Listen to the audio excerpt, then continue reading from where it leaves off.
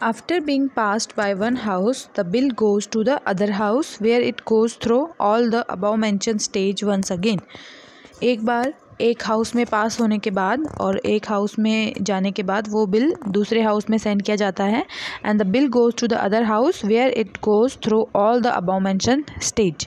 Means ऊपर जितनी भी हमने अभी स्टेज पढ़ी हैं, from the first stage, first reading, second reading, committee stage, report stage, third stage and passage by others house. Means वहाँ सब पे से होने के बाद दोबारा से यही सारे स्टेज दूसरे हाउस में फॉलो किए जाते हैं. Means first the bill is should be passed in first house and then it should be passed in second house. After being passed by one house, the bill goes to the other house and where it goes through the above mention stage. Means जो stage अभी हमने सारी read करी हैं, इन सभी stage में दोबारा से उसको वंस अगेन इन सभी स्टेजेस में जाना पड़ता है. दूसरे हाउस में भी सारे के सारे स्टेप्स फॉलो किए जाते हैं. And then finally next stage है president stage. It's our second stage. After both the house pass the bill, it's goes to the president for his consideration. The president can send the bill back once for reconsideration. सारे stage पास करने के बाद, दोनों house में पास होने के बाद, Rajya Sabha and Lok Sabha, then the bill is send to the president. President assent के लिए प्रेसिडेंट का सिग्नेचर होने चाहिए उस बिल पे. And then after both the house pass the bill, it goes to the president for his consideration. The president can send the bill back once president एक बार reconsideration के लिए बिल को वापस पार्लियामेंट में सेंड कर सकते हैं. If the bill is passed again, अगर पार्लियामेंट प्रेसिडेंट के वापस भेजने के बाद बिल को फिर से वापस पास कर देती है दूसरी बार भी, then the president has to give his assent after which the bill become an act.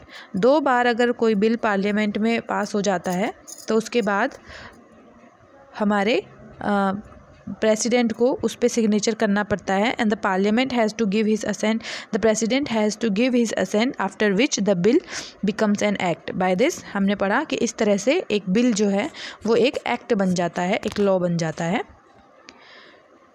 Next है हमारा एक स्पेशल स्टेज. अगर कोई बिल बहुत ही स्पेशल है, उसको तुरंत बनाने की और इम्प्लीमेंट करने की ज़रूरत है, then it includes joint setting of both house in case of a deadlock on in a particular bill.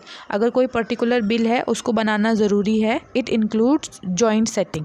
उसमें जॉइंट सेटिंग बिठानी पड़ती है और उसके लिए प्रेसिडेंट जो है वो बोलता है, प्रेसिडेंट उसके परमिशन देते हैं कि दोनों हाउसेस जो हमारे पार्लियामेंट के, Rajya Sabha and Lok Sabha, upper house and lower house, it includes joint setting बिठाई जाती है. दोनों हाउस एक साथ बैठेंगे and the president summon a joint setting. Only a president can summon a joint setting of both the houses presided over by the speaker.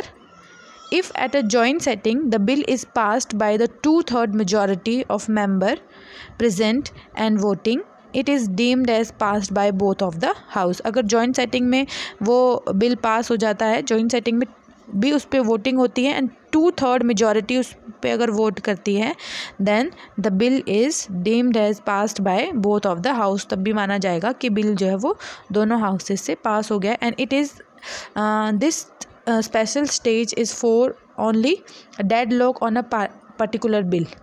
अगर कोई बहुत ही इंपॉर्टेंट बिल है जिसको सोसाइटी को तुरंत ज़रूरत है उस बिल को पास करने की, then this is followed by this is the rule for a special bill. This is called a special stage, जिसमें कि प्रेसिडेंट एक जॉइंट सेटिंग के लिए परमिशन देते हैं. जॉइंट सेटिंग बिठाई जाती है. जॉइंट सेटिंग में दोनों हाउसेस के 2/3 मेंबर की वोटिंग ज़रूरी होती है किसी पर्टिकुलर बिल पे.